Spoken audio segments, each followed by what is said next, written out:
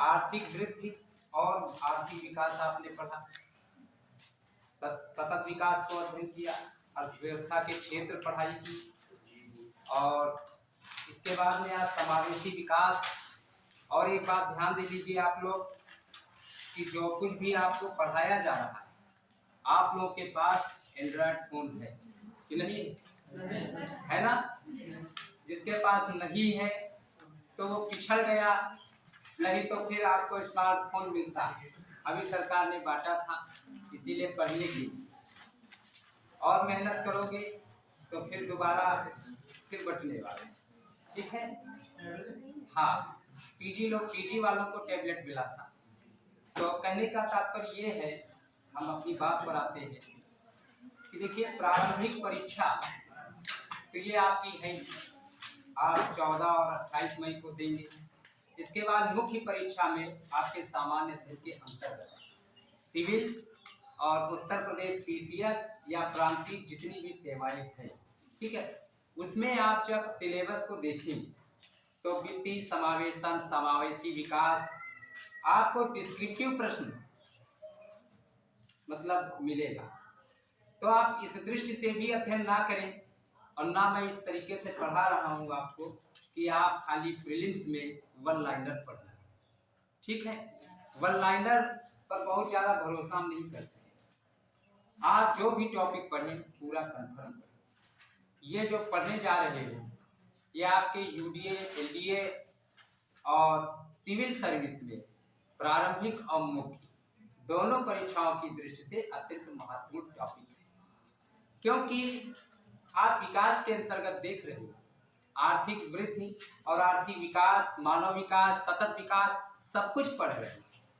इसके बाद में समावेशी विकास क्या है, इसको भी जानना जरूरी है कि नहीं? क्या सभी का समावेश है इस विकास धारा में?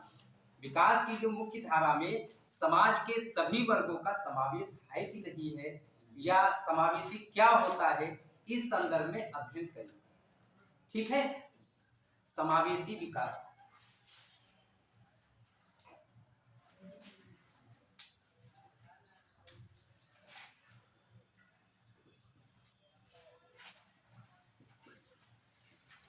देखिए, हरा रंग बहुत अच्छा है, जो भी मिल गया, ये भी हरियाली का प्रतीक है। समावेशी विकास, ठीक,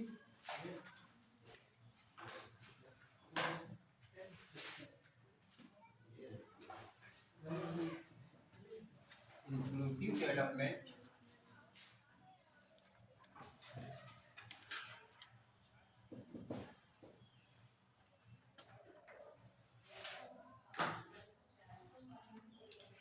तो समावेशी विकास का मतलब क्या होता है कि समाज के जो वंचित कमजोर वर्ग के लोग हैं उन तक विकास पहुंचना, विकास की मुख्य धारा में उन सभी को जोड़ना, ये समावेशी विकास है। एक लाइन में आपको मैंने बताया। बहुत जब इसका विश्लेषण हम करेंगे, बहुत विश्लेषण में बहुत सारी चीजें होती, जैसे सतत विकास, टिकाऊ विकास बताया तो आपने 8 और 9 पेज पढ़े, लेकिन जब कभी पूछ दिया जाता है कि सतत विकास क्या होता है, टिकाऊ विकास क्या है, तो बस इतने बताए जितना हम समझ सके, कि मतलब एक लाइन में, 2 लाइन में फिर ये समझ जाते हैं कि हाँ आगे इसको पता है, उससे जोड़ सकते हैं। तो वही चीज समावेशी विकास, समाज के जो वंचित वर्ग के लोग हैं, इसमें महिला, एससी, एसटी और बहुत सारे अन्य ऐसे हैं जो कि विकास की मुख्य धारा में से वो वंचित हैं, उन सभी को इसमें समावेश करना, जोड़ना। ठीक है?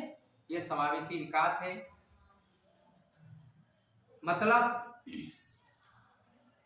ये गरीब समर्थक विकास है।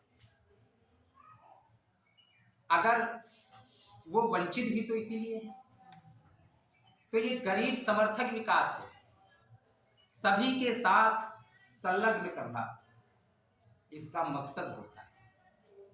इंक्लूसिव डेवलपमेंट, मानव विकास हो रहा है। मानव विकास में बहुतायत जनसंख्या बहुत आगे निकल गई, लेकिन उसमें बहुत सारी ऐसी जनसंख्या है जो कि विकास की मुख्य धारा के साथ नहीं चल पाए। तो ऐसे लोगों को हम कहाँ ले जाएंगे? ऐसे लोगों को हम विकास की मुख्य धारा के साथ लाना है। तो समावेशी विकास के कुछ लक्ष्य हैं, उद्देश्य हैं, इसका मापन है। तो उन सब बातों का हम अध्ययन करते हैं क्रमशः कि किसी भी देश में गरीबी की तीव्र विकास दर में जब कमी आती है तो उस देश की विकास प्रक्रिया में लोगों की भागीदारी बढ़ जाती है। गरीबी में जब कमी आएगी तब उस देश की विकास प्रक्रिया में लोगों की भागीदारी बढ़ जाती है। इसमें अवसर की समानता प्रदान करना, शिक्षा व कौशल विकास के द्वारा लोगों को सशक्त करना शामिल है। वर्तमान समय में आप देखते हैं कि समावेशी विकास के लिए भारत सरकार ने बहुत सारे उपाय किए। प्रधानमंत्री मुद्रा योजना, प्रधानमंत्री की सिंचाई योजना, महिलाओं के लिए, किसानों के लिए, दिव्यांगों के लिए बहुत सारी ऐसी योजनाएं हैं जो पूर्व में चल रही थी, उनमें सरकार ने संशोधन किया। क्योंकि हमारे देश की आजादी के 2022 में तो आपने 75 वर्ष पूरे कर लिए, फिर भी आज हम सरह बहुत मंद गति से विकास कर रहे हैं और आज भी वैसे चल रहे हैं परंपरागत रूप में। जिस हिसाब से हमें होना चाहिए उस हिसाब से हम कहां पहुंच पाए। देखिए, भारत के संदर्भ में एक कहावत कही गई है, भारतीय कृषि या उद्योग, प्राथमिक और द्वितीय दोनों क्षेत्रों के बारे में एक कहावत कही गई है। इसको हमने भी अपने रिसर्च में लिखा था, इसलिए मुझे याद आ गया यहाँ पर। और कि भारतीय कृषक ऋण में ही जन्म लेता है, ऋण में ही पलता है और ऋण में ही मरता है। भारतीय श्रमिक ऋण में ही जन्म लेता है, ऋण में ही पलता है और ऋण में ही मरता है। ये बात सत्य।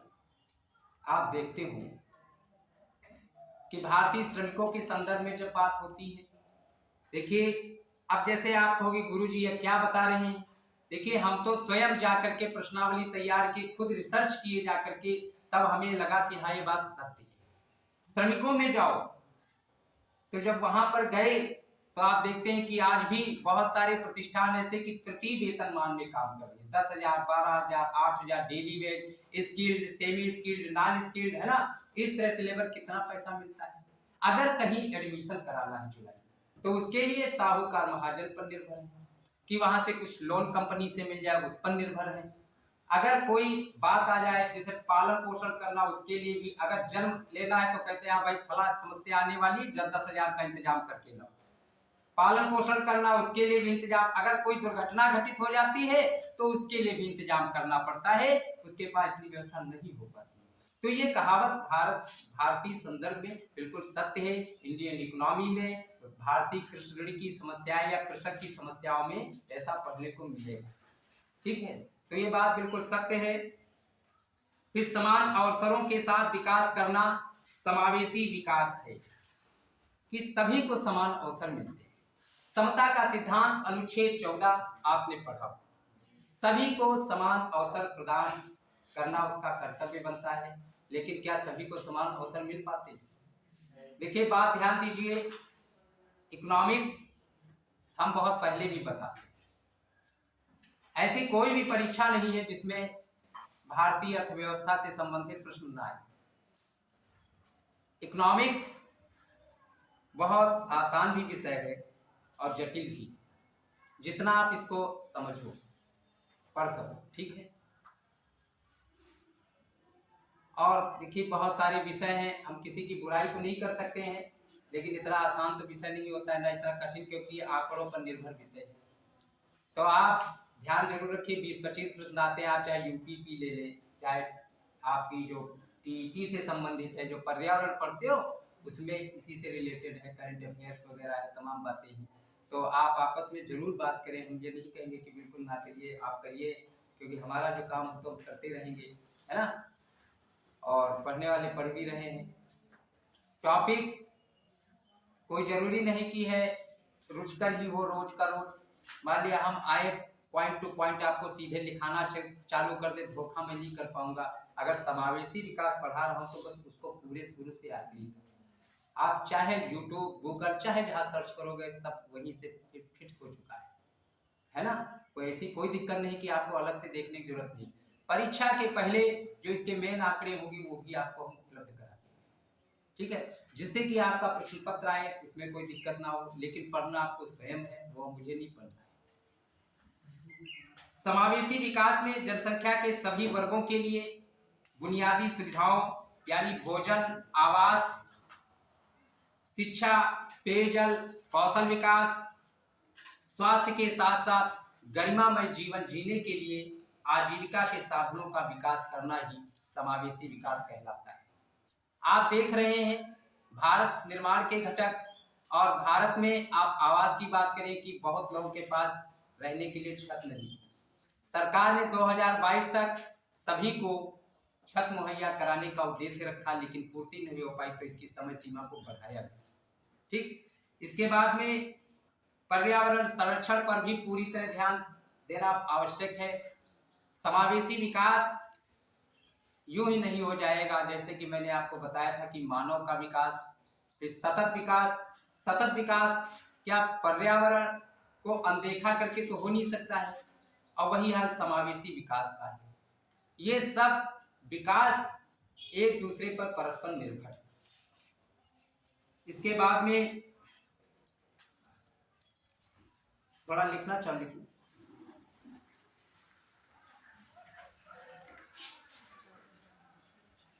देखो, समावेशी विकास का तात्पर्य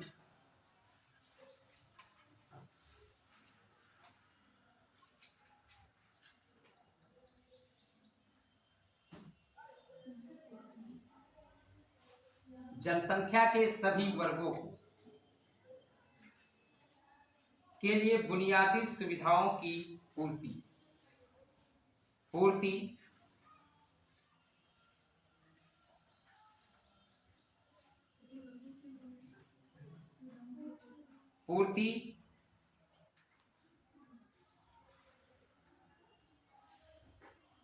और आर्थिक विकास का लाभ समाज के सभी वर्गों को समान रूप से प्राप्त हो।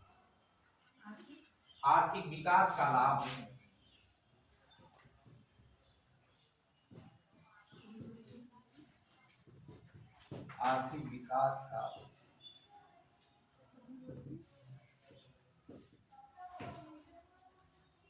समाज के सभी वर्गों को प्राप्त हो। कोई भी वर्ग वंचित ना हो। अगर कोई भी वर्ग वंचित रह गया तो समावेशी विकास अधूरा। समावेशी समृद्धि द्वारा अर्थव्यवस्था में सामाजिक आर्थिक परिवर्तन की अवस्था को प्राप्त किया जाता है। यहाँ समावेशी समृद्धि का तात्पर्य समाज के सबसे कमजोर वर्ग की आय में वृद्धि से। समाज का कमजोर वर्ग और फिर उसकी आय में वृद्धि से, तब समावेशी विकास है। समावेशी विकास स्ट्रेटजी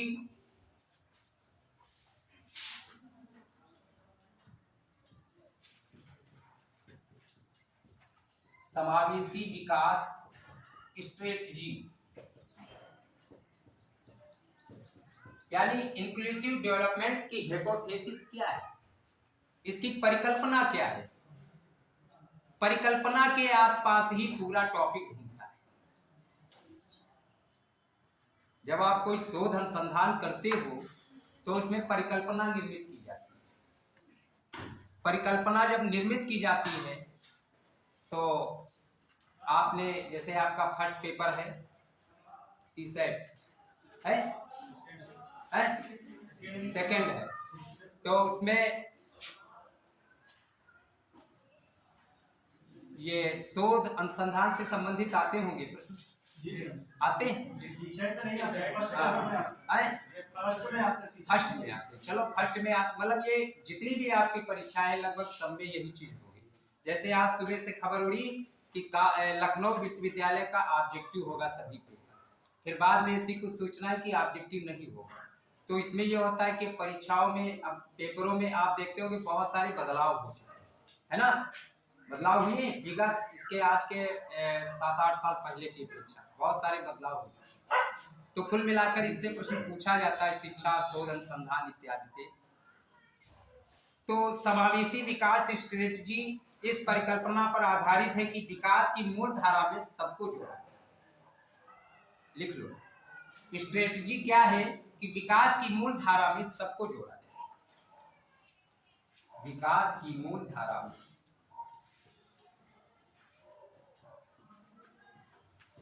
सबको जोड़ा जाए।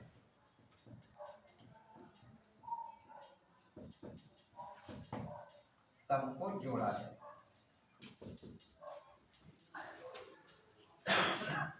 कोई भी वर्ग वंचित ना हो, सभी को जोड़ा जाए। विशेष रूप से समाज के वंचित गरीब वर्ग को। इस तरह समावेशी विकास का उद्देश्य है कोई वर्षा की आड़ में वंचित न रह जाए, कि अगर वर्षा हो रही है तो उसकी आड़ में कोई वंचित ना रह जाए। क्या बरसात भी देखती है कि ये हमारा अपना नहीं है? वर्षा हो रही तो सबके लिए हो रही है। अगर सरकार का खजाना जा रहा है तो सबके लिए जा रहा है। सरकार तो पंप प्राइमिंग पॉलिसी के माध्यम से भी विकास करती है, लोकप्रिय करती है। आप पूछोगे पंप प्राइमिंग पॉलिसी क्या है, समुद्दीपन नीति क्या है? तो वो है कि आप देखते हैं कि जैसे गांव में आप इंजन देखें, इंजन देखे हो? तो इंजन में आप देखते होंगे कि जब खेत में लगाते हो तो क्या सीधे पानी देने लगता है? पहले 2, 4, 6, 10 बाल्टी आप उसमें डालते हो। इसके बाद में डालने के बाद जब उसमें हैंडल लगाते हो तब उसमें से बहुत सारा पानी निकलता, पूरा खेत भर जाता है ना? ठीक उसी प्रकार से ये सरकार भी जिन क्षेत्रों में विकास नहीं होता है, जिन क्षेत्रों में विकास नहीं होता है, पिछड़े हुए क्षेत्र होते हैं, तो वहां पर सरकार पंप प्राइमिंग पॉलिसी के माध्यम से लोग पे करती है। अगर वहां पर कोई इंडस्ट्री लगा दिया, कोई बढ़िया संस्था डाल दी, कोई और बहुत सारे उसके संसाधन कुछ भी लगा सकती है। जब थोड़ा सा विकास हो जाता है, जैसे आपका जवाहिरपुर चीनी मिल लग गई, तो आप इसके आसपास देखिए कितना डेवलपमेंट हो गया। महोली की चीनी मिल बंद हो गई, जब चल रही तो कितना डेवलपमेंट हुआ। हर गांव बिस्वा ये बहुत सारे देखिए, अगर एक उद्योग लग जाता है तो वहाँ की जमीनें महंगी हो जाती, वहाँ बाजार का निर्माण हो जाता है, यही सब चीजें होती हैं। तो स्कूल शिक्षा संस्थाएं की मतलब मुद्रा का आदान प्रदान बढ़ जाता है, समझ गए? तो इस प्रकार से सरकार लोग में पंप प्राइमिंग पॉलिसी के माध्यम से विकास करती है और उस विकास की मुख्य धारा में सभी को एक साथ लेकर चलती है। क्योंकि ये तो नहीं कहा जाता है कि आप गरीब हैं तो आपके लिए नहीं। देखिए, आप इस समावेशी विकास के लिए राष्ट्रीय खाद्य सुरक्षा अधिनियम 2013, राष्ट्रीय खाद्य सुरक्षा मिशन, पता नहीं कितनी अनगिनत योजनाएं सरकार की है कि एक साथ दिमाग में आ पाना मुश्किल हो जाता है। और सब समावेशी विकास के लिए ही तो है, और वो विकास मानव के लिए कि मानव वंचित ना रह जाए। इसके बाद में समावेशी विकास भारत के संदर्भ में जब मैं बात करता हूं तो ये सर्वे भवन्तु सुखिनः, सर्वे सन्तु निरामयः। तो भारत के संदर्भ में समावेशी विकास सर्वे भवन्तु सुखिनः, सभी लोग सुखी हो, इस पर आधारित है कि सब जो कुछ भी मिल रहा है विकास, तो उसमें ये नहीं कि सब हम ही को मिले, सबको मिले। ऐसी हमारी सोच है कि विकास की मुख्य धारा में सबको जोड़ा जाए।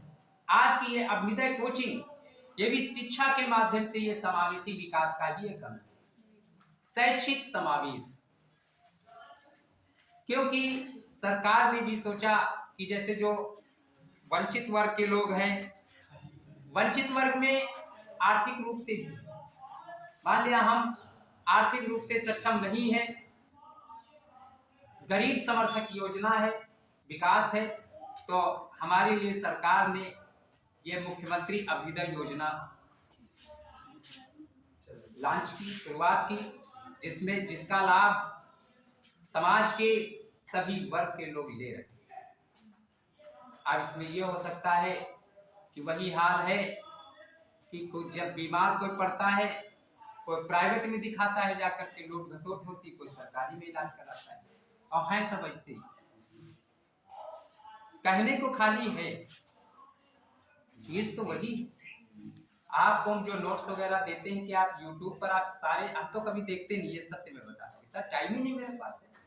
हम तो सीधे रेफरेंस बुक वगैरह पढ़ते हैं, जो कुछ भी है वही हम आपको भी बताते हैं, क्योंकि हमें उन्हीं पे भरोसा है। हम YouTube और ये सब चीज़ें, बहुत सारी गलतियां भी होती हैं, तो वही आप भी पढ़िए। लाइब्रेरी में पुस्तकें उपलब्ध हो गई होंगी, अगर नहीं आई है तो आ जाएंगी, बहुत अच्छी अच्छी किताबें, ठीक है। जैसे हमारे पास एक किताब ये पड़ी है, ऐसी कोई योजना नहीं है जो छूट जाए, ठीक है, कोई ज़्यादा महंगी भी नहीं होती है, तो इस तरह से आपको बता दिया जाएगा, हमने बता भी दिया है कि आपको अवेलेबल रहेगी, तो आप सरसरी तौर पर पढ़ लेंगे तो आप, और एक दो प्रश्न इससे रिलेटेड आते हैं, ठीक है, वो कथन और कारण के तरीके से भी आते हैं, ठीक है। तो रोजगार के अवसर पैदा हो, समावेशी विकास क्या कहता है कि रोजगार के अवसर पैदा हो, जो कि गरीबी को कम करने में मददगार सिद्ध है। जब रोजगार के अवसर नहीं होंगे तो गरीबी कैसे कम होगा। तो इस गरीबी को कम करने के लिए रोजगार के अवसर उत्पन्न हो, अवसर की समानता को प्रदान करना, कि सभी को अवसर मिले, समान रूप से अवसर मिले, ऐसा भी नहीं कि असमान रूप से, समान रूप से समता का सिद्धांत अनुच्छेद 14 का पालन हो। इसके बाद में समाज के समस्त वर्गों के लोग ऐसे अवसरों तक समान पहुंच को सुनिश्चित करें। ऐसा भी नहीं कि आपको अवसर दिया गया है और आप उस अवसर तक पहुंचना नहीं चाहते हो, तो अपनी पहुंच भी सुनिश्चित करो। इसके जो लक्ष्य है, स्तंभ है, उसमें पहुंच है। इसके बाद में जनसंख्या, चला दो पंखा, ठीक है, आगे का भी चला।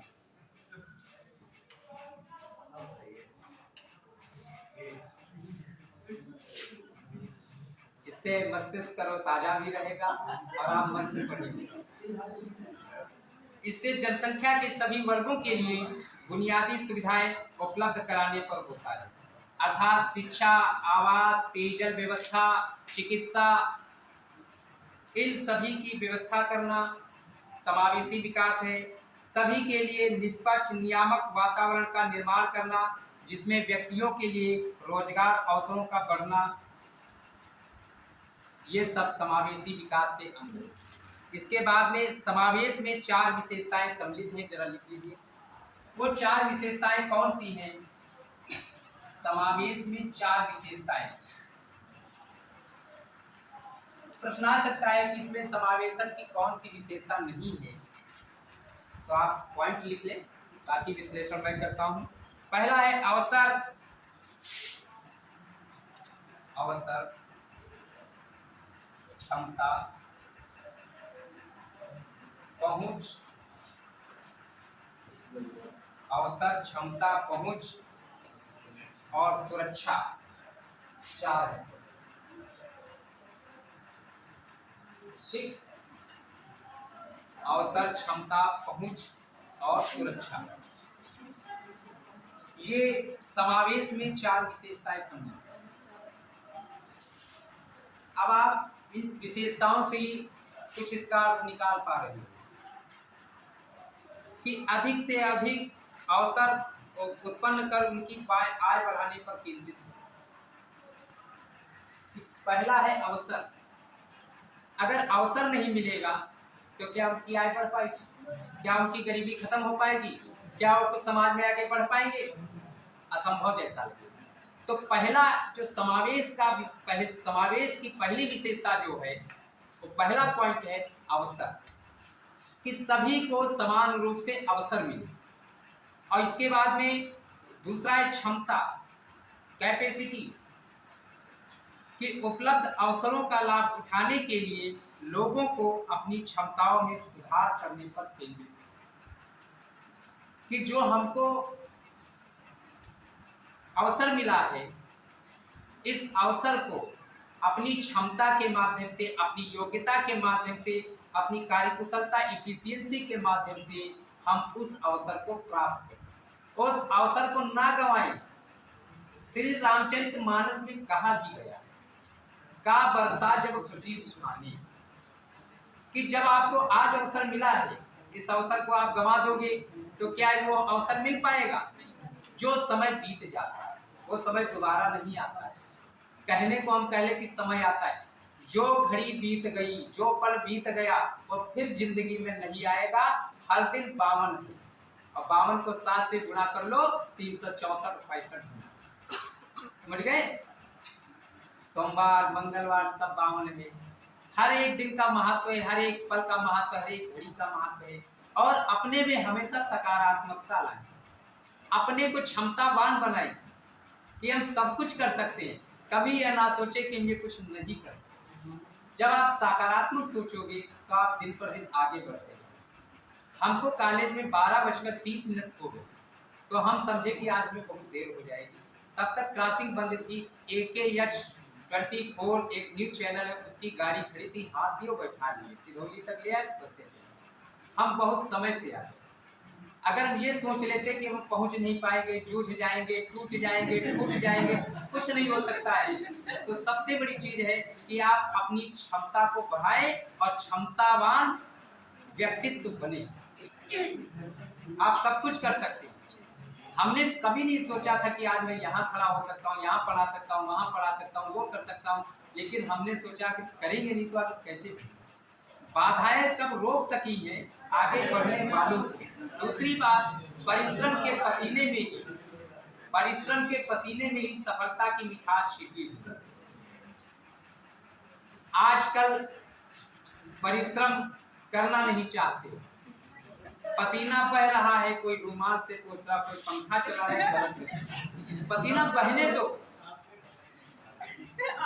ये पसीने में ही सफलता की मिठास छिपी है और मेहनत करना पड़ता है। तो इसमें तीसरी बात है पहुंच, अवसर व क्षमताओं को। पहला पॉइंट विशेषता क्या था? अवसर, दूसरा क्षमता। तो वही चीज तीसरे में क्या है?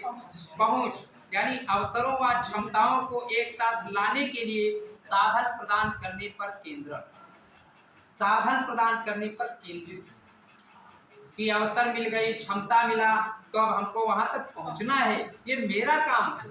आपको आपके पिता ने सारे संसाधन दिए, फीस दिए, सब कुछ दिया, मतलब साधन दिया, साध्य नहीं बनाया। साधन और साध्य में अंतर है। इकोनॉमिक्स में पढ़ा हो क्या? आप बीए पास है? बीए पास की डिग्री ये साधन है कि साध्य है? साध्य है। अभी साध्य है। लेकिन जब मैं बीए पास की डिग्री को अपने रोजगार में लगा करके इसके माध्यम से जब रोजगार पाते हैं, और रोजगार जब हम पाते हैं तो कुछ 10, 5,000, 20,000, 1 लाख, 2 लाख रुपए वेतन पाते हैं, तो ये मेरा साधन बन जाती है। अगर ये साधन न होता तो कैसे हम उसमें फॉर्म सिविल में डालते, कैसे मैं IAS बनता? तो इस प्रकार से ये बीए पास की डिग्री साधन है, और जब हम कुछ नहीं पाते साध्य बनी बक्से में रखी है ना। जैसे आपको कोई भी चीज पसंद हुई, मान लिया आपको भारतीय मिठाई को खाना है। भारतीय मिठाई कौन सी है? जलेबी है इनकी नजर में। हम गुड़ को भी मानते हैं, वो 100 रुपए किलो है और इससे कम में आते हैं और बड़े चाव से लोग खाते हैं। मैं रामनगर पीजी कॉलेज में था, उसमें यादव वहाँ SDM थे, RS यादव SDM थे। तो वहाँ के प्रिंसिपल साहब, तो वहाँ के चपरासी ने कहा कि आपके क्षेत्र में गुड़ बहुत होती है अच्छी। साहब ने बताया, हम पेपर देने जाते थे तो हम वहाँ से लेकर गए। उस गुड़ को बहुत सारे लोगों ने खाया और अच्छी मिठाई को किनारे रख दिया। तो भारतीय मिठाई जलेबी है, आप भी गुड़ की कर सकते हैं, लेकिन गुड़ हर जगह नहीं मिल पाती है। जलेबी को लोग घर में खाते हैं कई प्रकार से, अब गुड़ को आप कई प्रकार से नहीं खा पाए, है ना। तो इसलिए बहुत अच्छी। इसके बाद में अगला है सुरक्षा। सुरक्षा लोगों को आजीविका के स्थायी व अस्थायी नुकसान से बचाने के लिए एक साधन प्रदान करती है। कि मतलब अवसर, क्षमता, पहुंच और सुरक्षा, ये समावेश में 4 विशेषताएं सम्मिलित हैं। प्रश्न आ सकता है कि इसमें कौन सी विशेषता सम्मिलित नहीं है, तो आपको चारों मालूम है, आप लिख सकते हो। इसके बाद में समावेशी विकास के लिए कुछ सरकारी पहल हुआ है। कि पहली चीज, समावेशी विकास के लिए 11वीं पंचवर्षीय योजना, यह प्रश्न भी यहाँ कई बार पूछा गया है, इसको आप लिखिए कि समावेशी विकास के लिए पहली पहल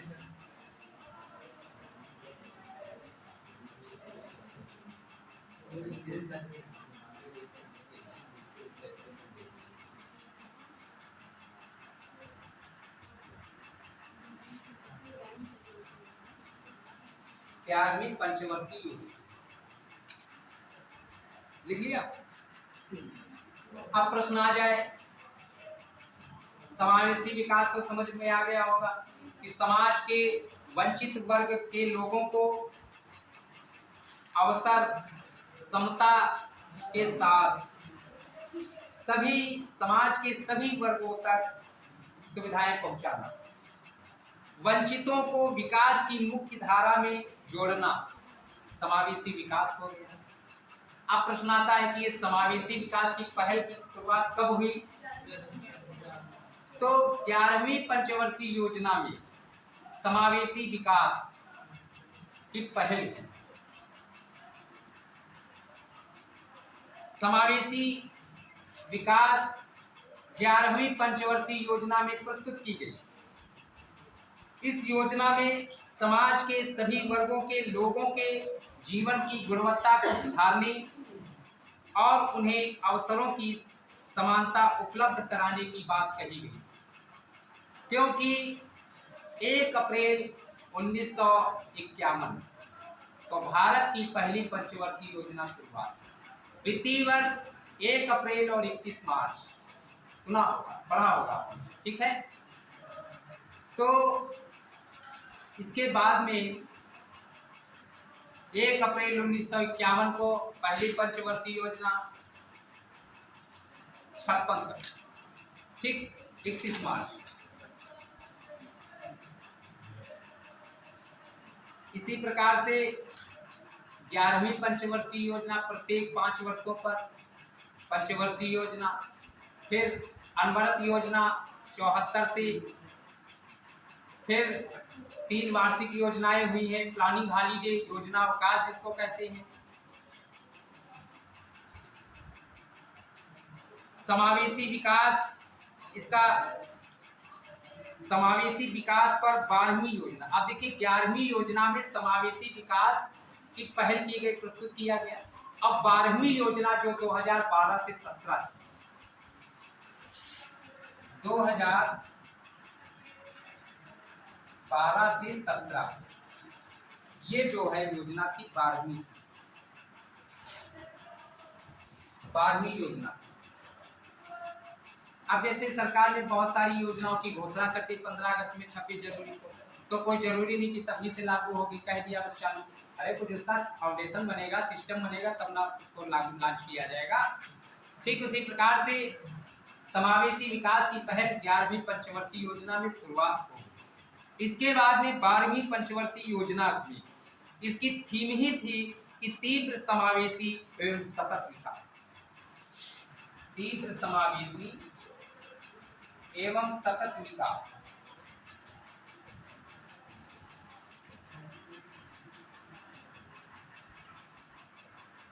अब ये लिख लो, ये तो ये मेन पॉइंट्स आपके चल रहे हैं कि 12वीं पंचवर्षीय योजना की मुख्य थीम क्या थी, इसका सेंट्रल केंद्रीय बिंदु क्या था, तो तीव्रतर समावेशी विकास एवं सतत विकास की 12वीं पंचवर्षीय योजना इसी पर निर्भर है।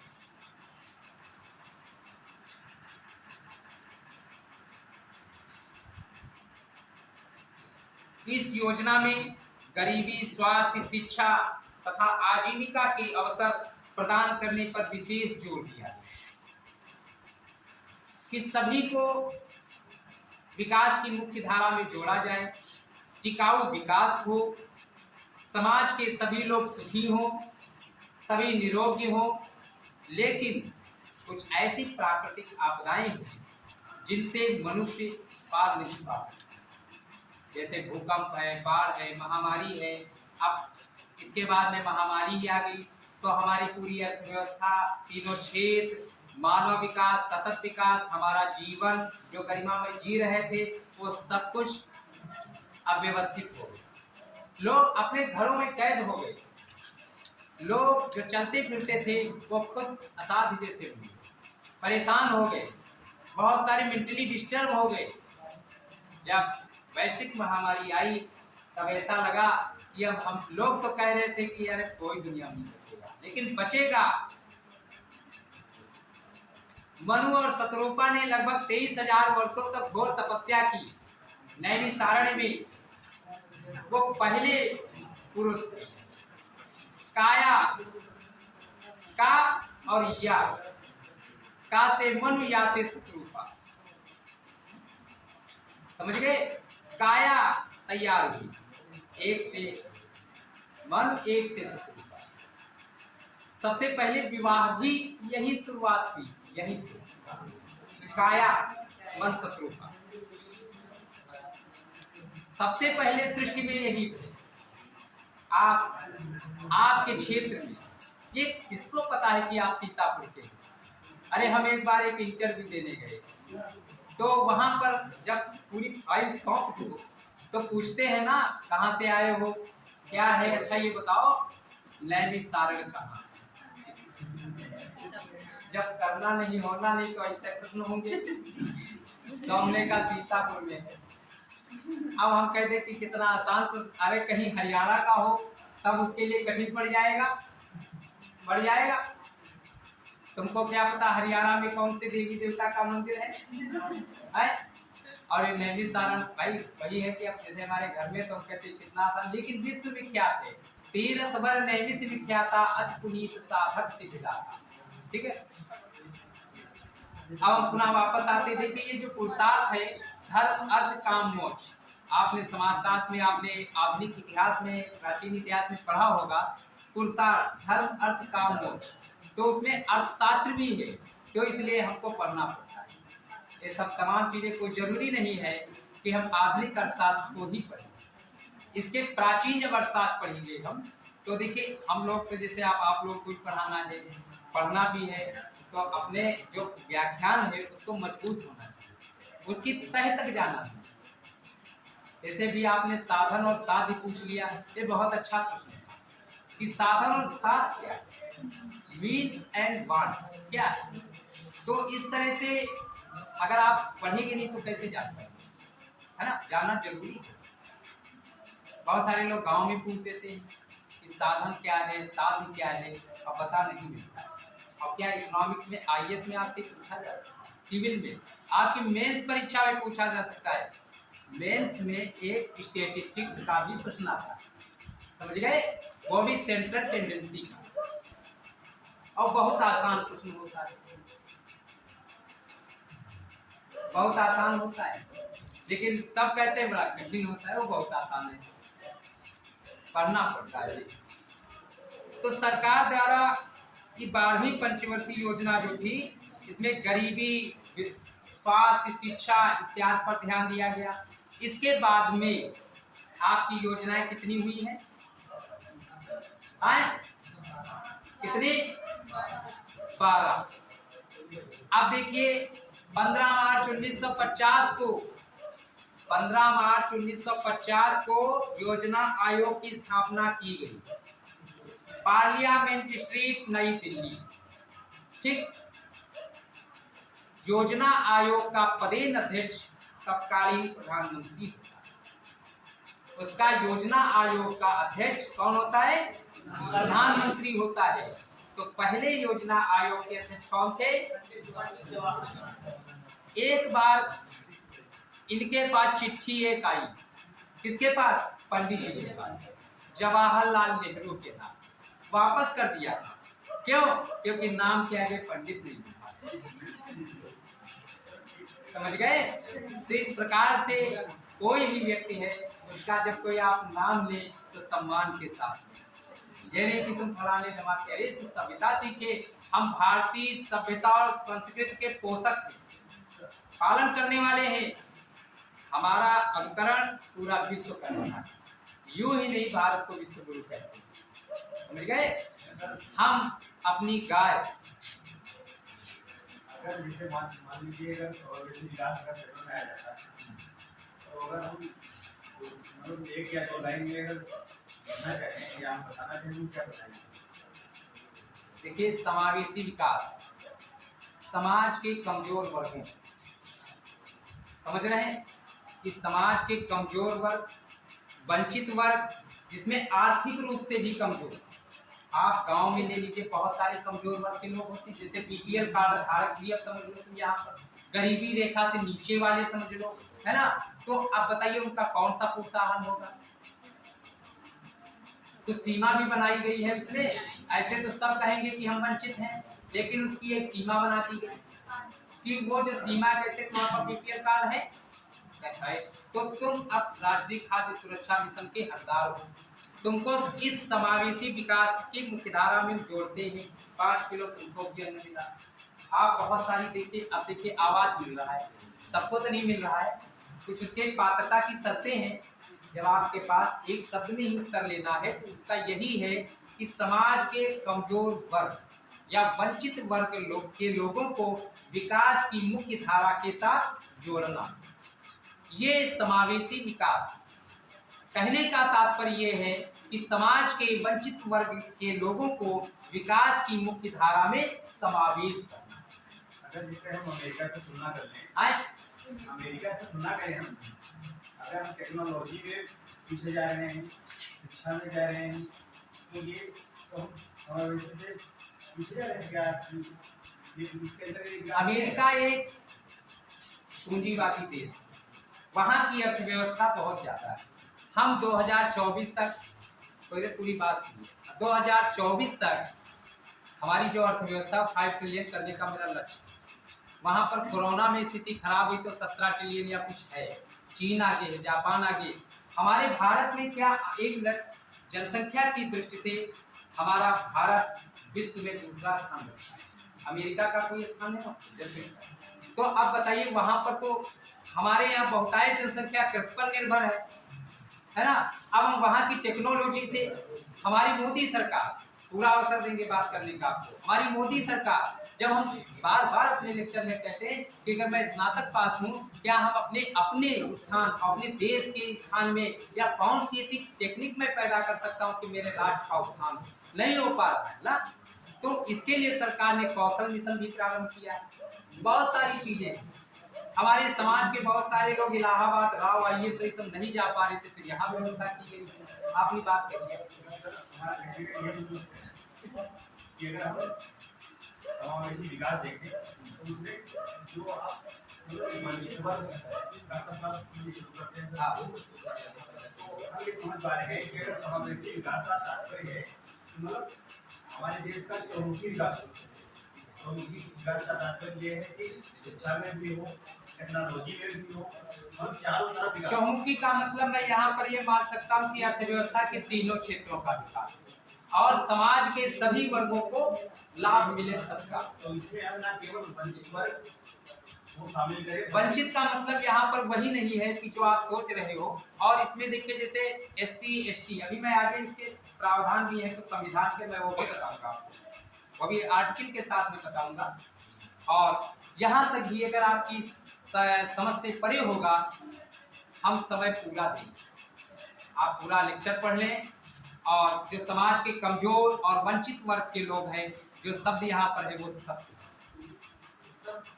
कारण ये है कि इसमें आर्थिक रूप से भी वंचित। अब जैसे हम लोग क्या है, EWS, आर्थिक रूप से हम वंचित हैं। हमारा ये 10% कोटा बना दिया गया। जब आप समाज में सब बहुत सारे लोग लड़ते थे कि क्या उनको मिला लाभ और हम कौन से राजा हैं, है ना, तब का चलो अच्छा भाई 10% इनका भी आरक्षण। तो वो भी तो कमजोर वर्ग की, आर्थिक रूप से कमजोर वर्ग के लोग 10% EWS कहा गया। आप कहते हो गलत है, नहीं, वो भी वंचित थे ना, उस लाभ से वंचित थे, इसलिए कमजोर वर्ग फिर जोड़ा गया उस विकास की मुख्य धारा के साथ। अब हम यूँ नहीं कह सकते कि हम उसमें नहीं शामिल, हमको भी लाभ मिला, समझ गए। और इसके बाद में अभी और बताते हैं, क्योंकि आपका प्रश्न जो यहाँ पर है वंचित, मैं इसकी व्याख्या और करता हूँ, ठीक है। आप पूरा लेक्चर पढ़ लें, क्योंकि मैं चाहता हूँ कि समय न पूरा हो जाए और अधूरी बात जरूर पूरी हो जाए। और देखिए यहाँ पर मैं संक्षेप में चलता हूँ, क्योंकि आपकी योजनाएं, नीतियाँ, कार्यक्रम जो है आगे आपका एक दिन का लेक्चर होगा, उसमें हम आपको बताएंगे। लेकिन समावेशी विकास के अंतर्गत सरकार ने कौन कौन से कार्यक्रम अपनाए हैं उनका मैं संक्षेपण करना चाहता हूँ, ठीक है।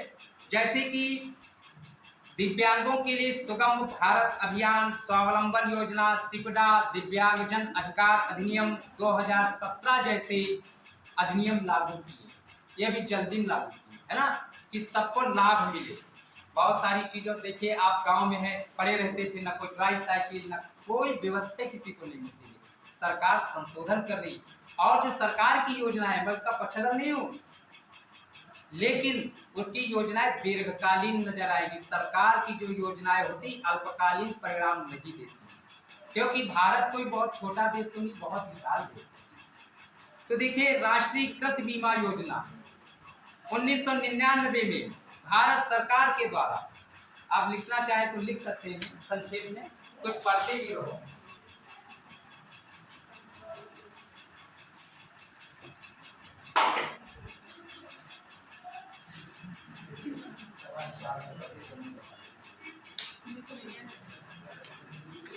राष्ट्रीय कृषि बीमा योजना, national agriculture insurance scheme, NAIS,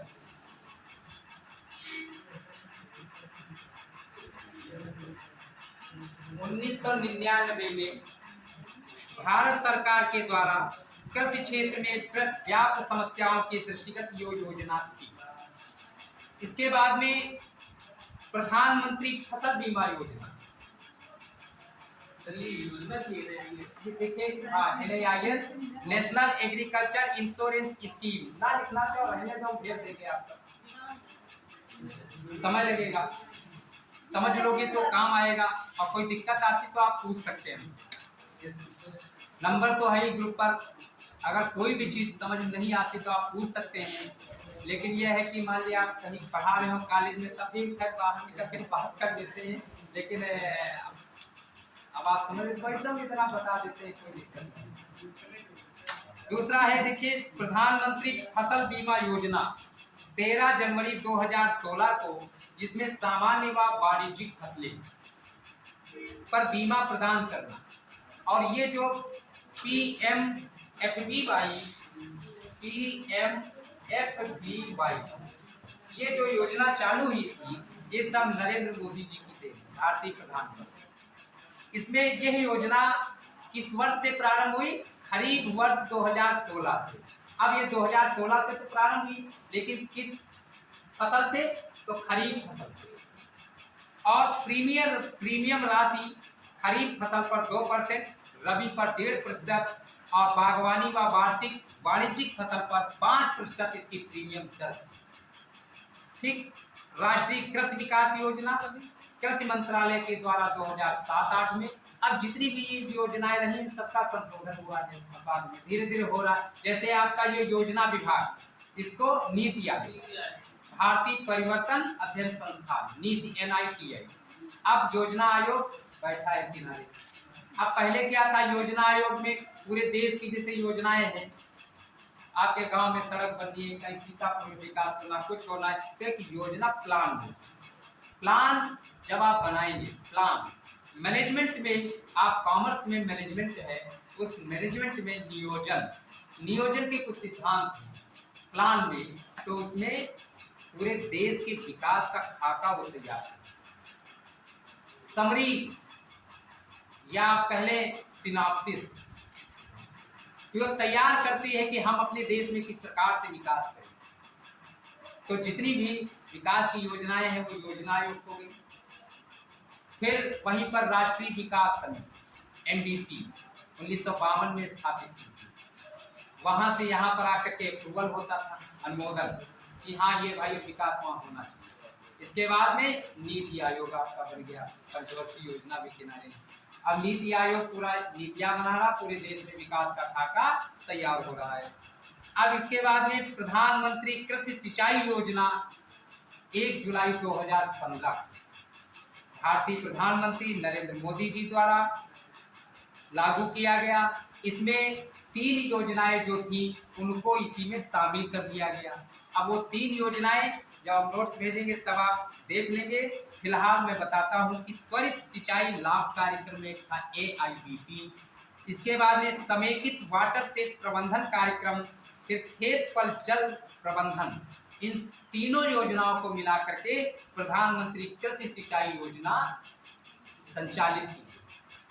इसके बाद में मृदा स्वास्थ्य कार्ड योजना, मिट्टी की जांच के लिए, मिट्टी का भी स्वास्थ्य होता है कि मिट्टी में भी कई फास्फोरस, नाइट्रोजन, बहुत सारे पोषक तत्वों की कमी होती है कि फसल चक्र भी नहीं अपना पाते हैं और खेती में वो फसल बढ़िया पैदा नहीं हो पाती। हम अपने देश में 76 किलोग्राम उर्वरक प्रति एकड़ खेत में डालते हैं, वही अमेरिका और कनाडा में 476 किलोग्राम। तो हम वहाँ की तुलना कैसे कर पाते? बहुत सारी चीजें हैं, वो विकसित देश है, विकासशील देशों की श्रेणी में चल रहे हैं। आज अगर देखा जाए तो हमारे समाज की बहुत सारी जनसंख्या, आप सोचिए कि अगर आज भी कहीं फोन कहीं गड़बड़ हो जाता है तो तकनीकी रूप से इतना दक्ष नहीं है कि हम सही कर पाए। अगर हम इतने दक्ष होते, इतना तकनीकी में आगे होते, जापान जैसा देश जिसकी जनसंख्या उत्तर प्रदेश से कम है, उसका क्षेत्रफल उत्तर प्रदेश से कम है और आज विकास में ज्यादा है, अर्थव्यवस्था में भी ज्यादा है, और हम पीछे चले। क्यों? क्योंकि शिक्षा, स्वास्थ्य, कुशलता, दक्षता, अभी इन सब चीजें में कमी आ रही। इसलिए क्योंकि हमारी एक बहुत बड़ी जनसंख्या है। परिवार में जब बहुत सारे लोग होते हैं, आप अपने घर परिवार से सोचिए, तो सबको क्या एक साथ सब कुछ मिल पाता है? बहुत सारी चीजों का अभाव होता है, कटौती हो जाती है। और वही अगर छोटा परिवार होता है तो सबको सारी चीजें मिल जाती है, बहुत विकसित हो जाता है। कहते हैं बड़े सुखी, संपन्न है, सक्षम है। और जो एक बड़ा परिवार होता है तो उसका मुखिया जो होता है तो चिंतित ही रहता है। वही मैंने अभी बताया था कि भारतीय कृषक हो या श्रमिक, ऋण में ही जन्म लेता है, पलता है और मरता है। ये एक बहुत बड़ी उक्ति है, इसको आप एक लाइन में ना समझिए, इस पर विश्लेषण, इस पर PhD हो गई, कई अध्याय लिख जाएंगे। ये बात सही है। कोई 5G चला रहा है, कोई 6G, 7G की तरफ बढ़ रहा है, आज हम कीपैड लिए घूम रहे हैं। तो अब हम कहां से मान लें कि हम उस विकास धारा में आए? आजकल आप बैंक में जाइए, मोबाइल बैंकिंग, ठीक, पहले कह देते हैं कि OTP आएगा, फोन लाए हो तो सबके पास नहीं मोबाइल हो पाता है। आप हम पढ़ते हैं, घर से आते हैं, खरीद लिया है, लेकिन क्या हमारे बाबा के पास है? कभी सोचा है? वो कहते हैं हमको ही नहीं चलाना है, हम नहीं देखते हैं। और बाबा के ही खाते पे सम्मान निधि आनी हम समाज के वंचित वर्ग में ही आए। हमको तो सरकार ने स्मार्टफोन, टैबलेट पढ़ने के लिए, उनको तो नहीं मिला। ऐसे लोगों को विकास धारा में जोड़ना है, तो उनके लिए भी सरकार ने व्यवस्था की है। सम्मान निधि, किसान सम्मान निधि, वृद्धावस्था पेंशन बढ़ा दी। ये सब चीजें सोचिए, क्यों क्यों ये सोचा? क्यों? आयुष्मान कार्ड, क्यों? इलाज नहीं हो पाता, पहुंच नहीं पाते, उसके माध्यम से इलाज फ्री है कुछ अस्पतालों में। बात मानते हो? ये सुविधाएं हैं, ये समावेशी विकास का ही अंग है। उनके लिए नहीं है जो अडानी अंबानी के साथ है, वो हमारे आपके। हम कहते हैं ये फ्री में कुछ नहीं। अरे वो देश का हम अंग है, देश की हम संपत्ति है और दायित्व भी है। ये जनसंख्या क्या है? संपत्ति भी है और दायित्व भी है। इन दोनों का निर्वहन हमें ही करना है। जैसे रेल आपकी संपत्ति है, राष्ट्रीय संपत्ति तो आपकी संपत्ति है, उसकी सुरक्षा करना आपका धर्म बनता है। क्या हम सरकार थोड़ी देखती है। इसके बाद में ई नेशनल एग्रीकल्चर मार्केट ई नाम, विपणन में बहुत सारी समस्याएं आती हैं। आप देखते हैं कि गेहूं कट रहा है, धान कट रहा है, बाजार में जाते हैं, बिचौलिए मध्यस्थों का इतना बोलबाला होता है कि किसान अपने फसल का वाजिब मूल्य नहीं पा पाता है। 15-15 दिन डल्लम में खड़ा रहता है ट्रैक्टर ट्राली की। बताइए मैं गलत कह रहा हूँ? आप पटल में जाकर के देखिए, यहाँ पर आकर ना सोचिए। भारत का गांव का देश है, गांव से ही विकास जुड़ता है। आप अर्थव्यवस्था जब पढ़ते हो, तीनों क्षेत्र पढ़ते हो, ये तीनों क्षेत्र गांव से ही जुड़े।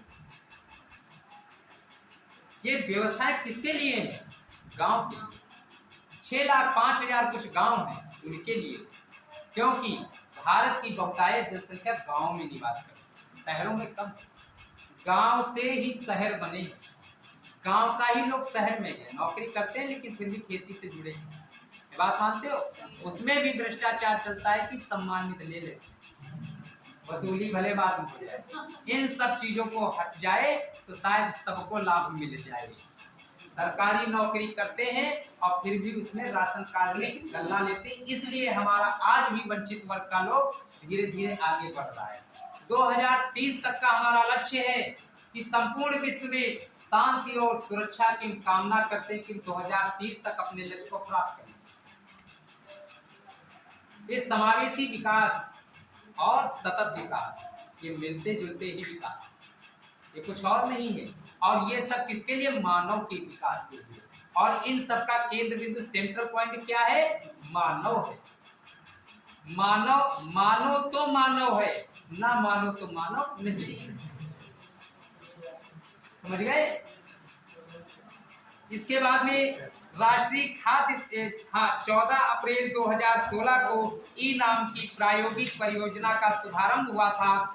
और ई नाम की टैगलाइन थी, उत्तम फसल उत्तम इनाम। इसके बाद में राष्ट्रीय खाद्य सुरक्षा मिशन NFSM, यह केंद्र प्रायोजित योजना है। ये प्रश्न पूछा गया था एक बार कि राष्ट्रीय खाद्य सुरक्षा मिशन किसकी योजना है? तो यह जो है केंद्र प्रायोजित योजना है, NFSM। प्रांतीय नहीं है, केंद्र सरकार सब कुछ प्रदान करती है। और इसका ढांचा त्रिस्तरीय है। पहला राष्ट्रीय, राज्य और जिला स्तर, ठीक। इसके बाद में मनरेगा। मनरेगा का नाम सुना होगा आपने,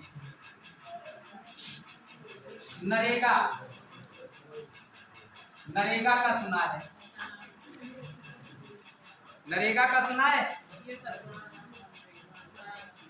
100 दिन का काम 10,000 का इंतजाम, ये नारा था। ये क्यों लागू किया गया? कि गांव की जनसंख्या पलायन कर रही थी, शहरों की तरफ बढ़ रही थी। इस पलायन को रोकने के लिए गांव में ही आपके रोजगार की व्यवस्था है। रोजगार का सृजन आपकी गांव में ही करना है। नरेगा आंध्र प्रदेश के अनंतपुर जिले से 2 फरवरी 2006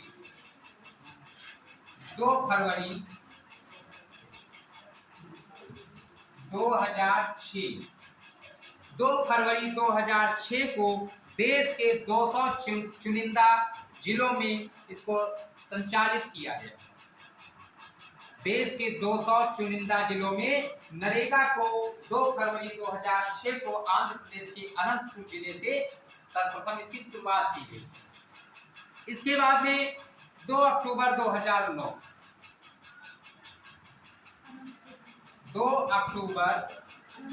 2009 इसमें जुड़ गया, यानी महात्मा गांधी राष्ट्रीय ग्रामीण रोजगार गारंटी योजना, मनरेगा।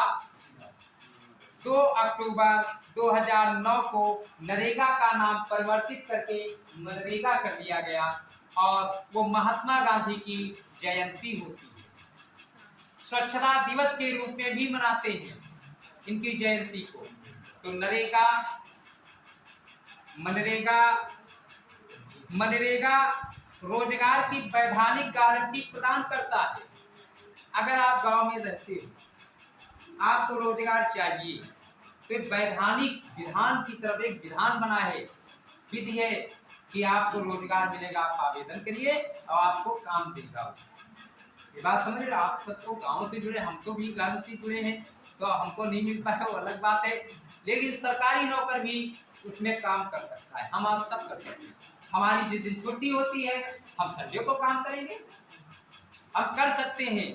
सरकार ये नहीं कहती है कि आप इतवार को छुट्टी है शनिवार के सो काहिल मत बनो, काम करिए। आप संडे को भी काम कर सकते हैं, निःशुल्क करिए, चाहे श्रम करके करें चाहे पैसा लेकर करें। देखिए, एक जो श्रमिक होता है, श्रमिक अपने श्रम के बदले में उसका मूल्य लेता है, ना कि वह अपने को बेचता है। समझ गए? ये लेबर इकोनॉमिक्स में। इसके बाद में प्रत्येक परिवार को 100 दिन का अकुशल रोजगार प्रदान करना। आप कह दो कि कुशल रोजगार प्रदान करो, भाई कैसे जैसे हो तो वैसे तो रोजगार मिलेगा। कुशल का मतलब समझ गए, स्किल्ड लेबर। स्किल्ड लेबर में डॉक्टर, चिकित्सक, वकील, शिक्षक, लोक प्रशासन। अरे किस कुर्सी पर बैठा दें, कुर्सी भी, सिंहासन भी गिरने लगेगा। तो इस प्रकार से अकुशल रोजगार प्रदान। फिर एक बात है कि 2 फरवरी को रोजगार दिवस के रूप में भी घोषित किया गया है। ये 2 फरवरी की डेट है, ये रोजगार दिवस।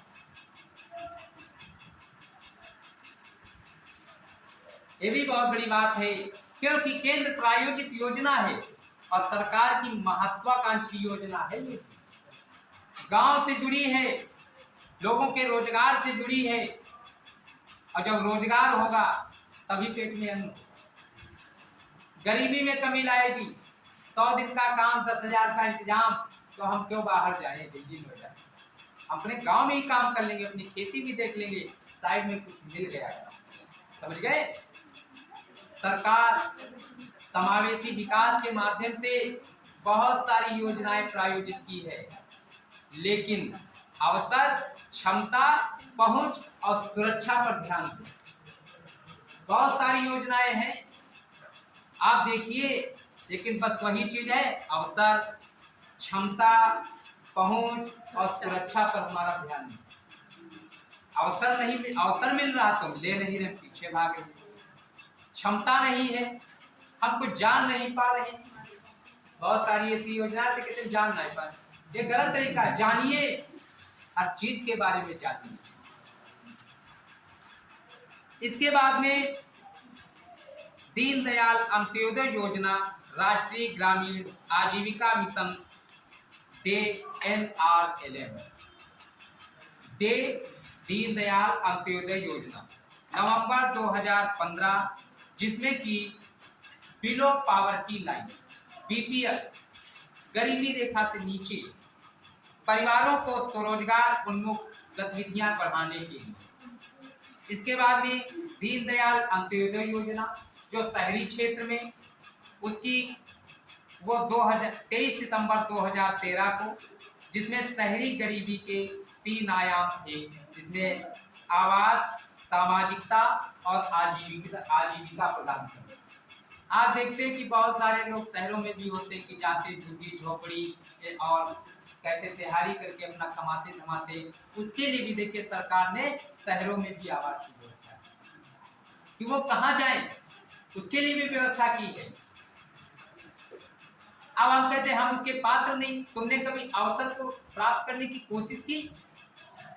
तुम कहते हो मैं नहीं प्राप्त कर पाए। आप अवसर को प्राप्त करिए, पहुंचिए, और पहुंचने के बाद अपनी क्षमता का प्रदर्शन कीजिए। और जब प्रदर्शन हो तो आप उसकी सुरक्षा भी कीजिए, ये जिम्मेदारी मानो।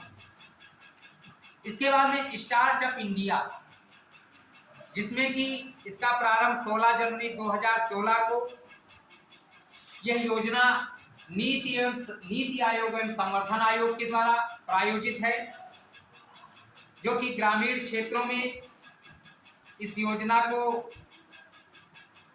लागू किया गया, जो कि युवा रोजगार से प्रेरित हुए। ठीक। स्टैंड अप इंडिया 15 अगस्त 2015 को बाबू जगजीवन राम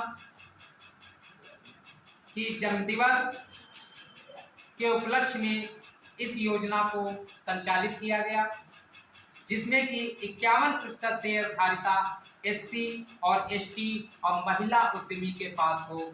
ये स्टैंड अप इंडिया भारत उठते हुए उदीयमान उभरते हुए भारत का नारा था। स्टैंड अप इंडिया तभी हो सकता है, समावेशी विकास तभी हो सकता है, जब SC ST और जो वंचित वर्ग के लोग हैं, जिसमें महिला भी, महिला सशक्तिकरण इत्यादि, देखिए हर जगह कहानी जोड़ा गया है, हर जगह है।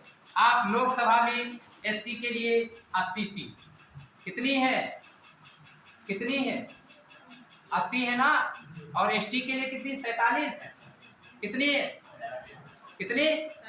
47। हाँ, और कुल कितनी मैक्सिमम स्ट्रेंथ कितनी है लोकसभा की, अपर हाउस है 552।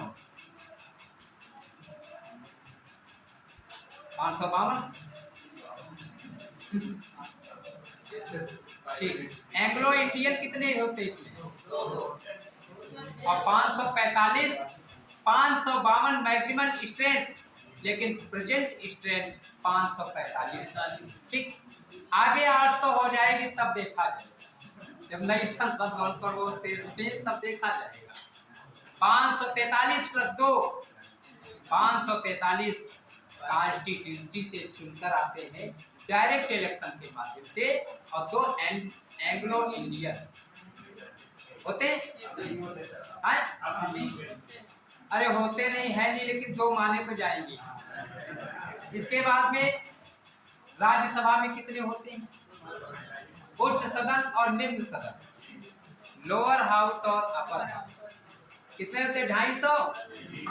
238 प्लस 12 मनोनीत राष्ट्रपति के। तो राज्य व्यवस्था पढ़ने लगे, अब अर्थव्यवस्था में आ जाओ। फिर प्रधानमंत्री कौशल विकास योजना, देखिए हमारे देश में आप कौशल विकास, स्किल डेवलपमेंट एक बहुत बड़ी बात है कि स्किल डेवलपमेंट, वो तो भैया चले गए। देखिए हमें कोई दिक्कत नहीं, अपना पाठ पूरा कर लें वो बात में बात। देखिए कौशल विकास, हमें कौशल नहीं होगा तो कुशलता को कैसे प्राप्त करें। सरकार ने सोचा कि ये बहुत जरूरी है कि क्षेत्र गांव में इस तरह से कौशल मिशन के कार्यक्रम हो, तो ये सरकार का भी कुछ हाथ बटाएगी। इसके बाद में मिड डे मील योजना 15 अगस्त 1995, जो कि केंद्र प्रायोजित योजना है। फिर बेटी बचाओ बेटी पढ़ाओ कार्यक्रम, जो कि हरियाणा के पानीपत से लिंगानुपात कम हो था, तो लिंगानुपात असमान रूप से था, उसको समान रूप से लाने के लिए इस योजना को मोदी जी ने लॉन्च किया। इसके बाद में श्रमेव जयते, प्रधानमंत्री आवास, सुगम्य भारत, प्रधानमंत्री मुद्रा योजना 8 अप्रैल 2015 को। तो इन सब बातों पर चर्चा करते हुए, क्योंकि अब इनका एक एक का विस्तार कर पाना तो 2-3 दिन लगेंगे, हम समावेशी विकास के बारे में बात कर रहे हैं, तो वो सब इसी का अंग। जितने भी योजनाएं आपकी सरकार, भारत सरकार, उत्तर प्रदेश सरकार प्रायोजित कर रही है, वो सब समावेशी विकास के लिए है, कि उसका लाभ सभी को मिले। क्या कितना हुआ? देखिए समावेशी विकास के लक्ष्य आप समझ गए होंगे क्या है इसका, कि शिक्षा एवं दक्षता में विकास करना, आप एजुकेशन में पहले आप पढ़ते होंगे, आपने अभी 2-3-4 साल पहले अगर बीए किया है तो एजुकेशन में देखिए पहले समावेशी शिक्षा नहीं थी। अब जब से 2011 में इसकी पहल हुई, 11वीं पंचवर्षीय योजना में जब इसकी पहल हुई, तब समावेशी शिक्षा को भी जोड़ दिया गया एजुकेशन में। और जो शिक्षा स्नातक बीएड है उसके पाठ्यक्रम में भी समावेशी शिक्षा को जोड़ दिया गया। इकोनॉमिक्स में समावेशी विकास को जोड़ दिया गया और बैंकिंग क्षेत्र में, फाइनेंस के क्षेत्र में वित्तीय समावेशन को जोड़ दिया गया है, जो कि आपके आईएएस में पाठ्यक्रम में। ठीक, तो स्वास्थ्य एवं पोषण इसका लक्ष्य है कि शिक्षा एवं दक्षता में विकास करना। ये बेहतरीन समावेशन का आधार है कि व्यक्ति अगर शिक्षित हो जाए, दक्ष हो जाए, कुशल हो जाए तो शायद इससे बेहतर समावेशन क्या हो सकता है कि जब आप शिक्षित हो जाएंगे, दक्ष होंगे, अपने कार्य में निपुण होंगे तो आप बहुत कुछ कर सकते हैं। इसके बाद में तीव्र वृद्धि एवं गरीबी, जिसका न्यूनीकरण करना है, उसको कम करना है, ऐसा भी नहीं कि गरीबी को बढ़ाते रहना है। इसके बाद में कौशल विकास एक महत्वपूर्ण चुनौती है। हमारे देश में इतनी सारी योजनाएं हैं, क्या सभी का हम लाभ ले पाते हैं? आप जैसे जनसंख्या हो रहा है, जनगणना होती है, तो इसमें क्या जनसंख्या जनगणना कार्यालय से रजिस्ट्रार तो आएंगे नहीं जनगणना करने। अगर हम उसको कौशल मिशन के माध्यम से हमने कुछ सीखा है, प्राप्त किया है, तो इस कार्य को तो हम भी कर सकते हैं। आंगनबाड़ी कार्यकर्तियाँ और ये तमाम जो सरकारी संगठन होते हैं इसका आंकड़ा उपलब्ध करते हैं गांव में, आप देखते हैं। इसके बाद में समावेश के प्रकार हैं सामाजिक, वित्तीय समावेशन की स्थापना डॉक्टर सी रंगराजन की अध्यक्षता में हुई। इसमें कमजोर वर्गों को ऋण व अन्य सुविधाएं प्रदान करना। अभी जो समता की बात आती थी, संविधान के अनुच्छेद 14, 15, 16, 17, 18 ये सब जो है 29 भी समानता के अधिकार से, जबकि 29(1) और 30 में अल्पसंख्यक थे, लेकिन अल्पसंख्यक को भी उसी में समझा गया, जबकि हम तो मतलब अब सरकार खत्म कर दे वो चीज अलग है, लेकिन अभी 29 और 30 को समाज का वंचित वर्ग या कमजोर वर्ग ही माना जाता है, इसलिए उनको आरक्षण भी मिलता है। जैसे आप बहुत सारी अल्पसंख्यक संस्थाएं, उनका अलग होता है। आप जब उसमें संविधान में पढ़ेंगे तो मालूम हो जाएगा। इसके बाद में 5P क्या है, जरा बताएं। 5P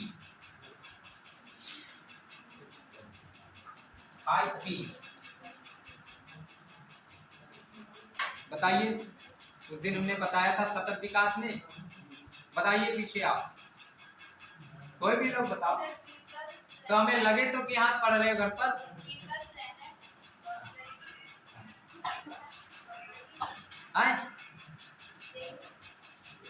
प्रॉस्पेरिटी, पीस और पार्टनरशिप।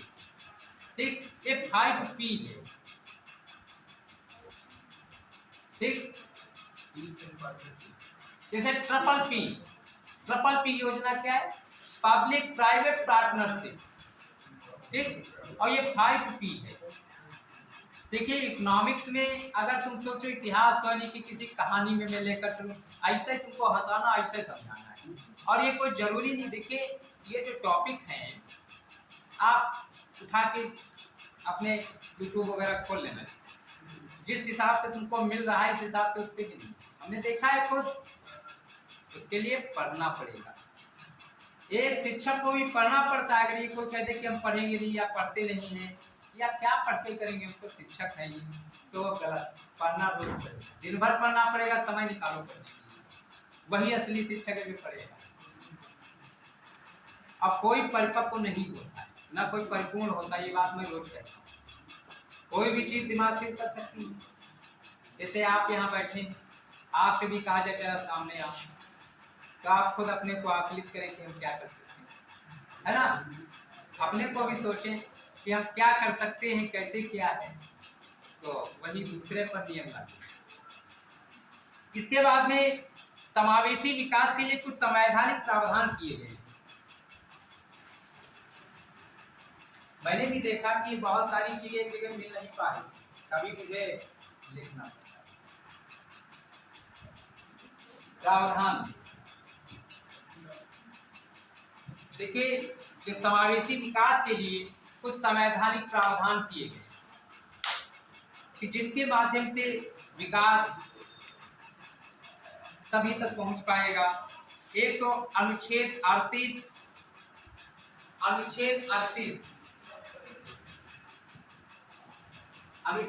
में क्या है? हाँ, लोक कल्याण की अभिवृद्धि के लिए सामाजिक, आर्थिक व राजनीतिक न्याय द्वारा सामाजिक व्यवस्था को सुनिश्चित करना। समझ गए? अनुच्छेद 38 में। इसके बाद में अनुच्छेद 41 में क्या है? काम पाने, शिक्षा पाने, बेकारी, बुढ़ापा और निःशक्तता की दशाओं में लोक सहायता पाने के अधिकार को संरक्षित करना। ऐसा नहीं है कि आप बीमार हैं, आयुष्मान कार्ड बना है और कहना हम इलाज नहीं करेंगे, करना पड़ेगा। अनुच्छेद 41 कार्ड बना है और हम उस वर्ग में आते हैं तो इलाज तो करना ही पड़ेगा। ये संविधान का प्रावधान है और इसके तहत दंड का भी प्रावधान। अनुच्छेद 46 जो कि SC, ST और समाज के कमजोर वर्गों के शैक्षणिक, अब तो चले गए, नहीं तो ये सुन लेते यहाँ पर। आप चले गए तो हम क्या कर सकते हैं? अगर हम घूम करके अपनी बात को लाते तो हम 1.5 घंटे पूरा भी नहीं कर सकते। अनुच्छेद 46 कहता है कि SC, ST और समाज के कमजोर वर्गों के शैक्षिक, आर्थिक हितों को प्रोत्साहित करना, सामाजिक अन्याय और शोषण से सुरक्षा प्रदान करना। वंचित का मतलब होता है जो वंचित रहे, वंचना के शिकार, जो बच गए विकास से, लाभ से, उन सब तक लाभ को पहुंचाना। समझ गए? शब्दों का हेरफेर जैसे तुम समझ सकते। गणित को, ट्रिग्नोमेट्री को, मेंसुरेशन को जिस तरीके से समझ सकते, स्टैटिस्टिक्स को, डायरेक्ट मेथड, शॉर्टकट मेथड यानी प्रत्यक्ष रीति और लघु रीति, 2 रीतियां हैं। आप जिस रीति से समझ सके, लेकिन वहां प्रश्न आ सकता है कि लघु रीति के माध्यम से हल कीजिए, प्रत्यक्ष रीति के माध्यम से हल कीजिए, तो इसलिए आपको जानना दोनों चाहिए। इसके बाद में अनुच्छेद 47 में पोषाहार स्तर, जीवन स्तर को ऊंचा करना और लोक स्वास्थ्य का सुधार करना ये राज्य का कर्तव्य होगा। 11वीं योजना में समावेशी विकास को प्रस्तुत किया गया। समाज के कमजोर वर्गों को, सभी को समता, अवसर, पहुंचता के आधार पर लाभ प्रदान करना, ये समावेशी विकास का उद्देश्य है। इसके बाद में इसमें बहुत सारी चुनौतियां हैं। पहली चीज गरीबी। हम गरीब न होते, गरीब कौन है? What is poverty? गरीबी क्या है? कोई पूछ दे गरीब कौन है? कौन गरीब है? प्रश्न आता है क्या मैं गरीब हूं?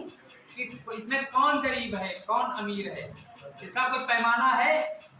बहुत अच्छा टॉपिक है, लगा के प्री से मेन तक, और बहुत अच्छा लगेगा आगे पढ़ाने और पढ़ने में।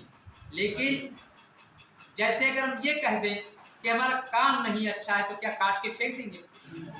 अरे निर्वहन तो इसको भी करना पड़ेगा, अच्छा हो या बुरा, है ना। टॉपिक हमारा बहुत अच्छा है सिविल सर्विस के लेवल का। अब प्री और मेंस में 10 नंबर का क्वेश्चन आता है। यही तो लिखने वाले टॉपिक, इसी में पूछा है, ये लिखने वाले विषय हैं। फ्री आप मेहनत कर रहे हैं, पढ़ रहे तो निकल गया, तो मेंस में कम समय मिलेगा, 3-4 महीने, तब तो आपको जीएस तो आप, और जीएस में मैंने देखा है इकोनॉमिक्स की महत्वपूर्ण भूमिका है मेंस में। आप पूरा देखिए, जो हमने तो देखा है बहुत भूमिका है, और इससे रिलेटेड ये जो तुमको पढ़ा रही इतने दिन पढ़ाए बहुत सारे बच्चे।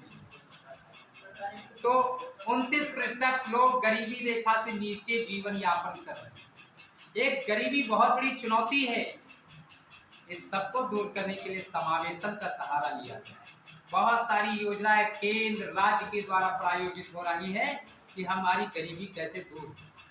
गरीब कौन है? जैसे एक इसकी परिभाषा है, सुरेश तेंदुलकर और दांडेकर एवं रथ, बहुत सारे अर्थशास्त्रियों ने परिभाषा दी है, योजना आयोग ने भी परिभाषा दी है कि गांव में, एक सरल परिभाषा में बताऊंगा, क्योंकि जब इसका टॉपिक आएगा तब आगे मैं बताऊंगा, लेकिन जब बात आ गई थोड़ा तो स्पष्ट तो कर ही दें कि अधूरी छोड़ दें कि गांव में 2400 कैलोरीज भोजन ना मिल पाने की दशा में, और शहरों में 2100 कैलोरीज भोजन ना मिल पाने की दशा में वो व्यक्ति गरीबी की श्रेणी में आता है। 2009 में योजना आयोग ने रिपोर्ट दी थी कि जो गांव में 27 रुपये 33 पैसे 27.33, शहरों में 33.33 रुपये प्राप्त करने वाला व्यक्ति गरीब नहीं। तो ये उनका आकलन था,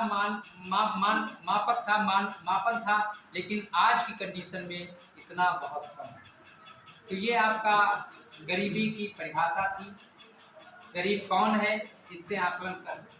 आज भी देखते हैं बहुत सारी जनसंख्या का पोषण स्तर, ये पोषाहार की भी बात करता, अनुच्छेद 47 क्या में मिल पाता है?